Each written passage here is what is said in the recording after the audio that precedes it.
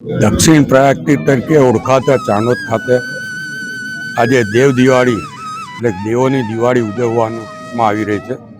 પ્રથમવાર દેવ દિવાળીના દિવસે માં નર્મદાની આરતી પૂજન સાથે જ 5100 જેટલા દીવડા મલ્હારઘાટ પર પ્રગટાવવામાં આવ્યા છે. ડભોઈની બહેનો દ્વારા જે ગાયના છાણમાંથી દીવા બનાવવામાં આવ્યા અને 3 લાખ જેટલા દીવા વારાણસી મોકલવામાં આવ્યા.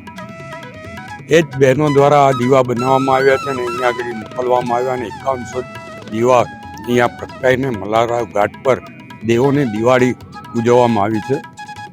હું આપના મારફત તમામને દેવ દિવાળીની શુભેચ્છા આપું છું અને દેવો પણ અત્યારે જ્યારે જોતા હશે ત્યારે માં નર્મદાની આરતી અને દીપો જોઈને એમને પણ આનંદ થતો હશે. એમના આશીર્વાદ પણ દર્ભાવતી નગરી અને દર્ભાવતી વિધાનસભાના તમામ નાગરિકો વરસે એવી પ્રાર્થના પણ કરું.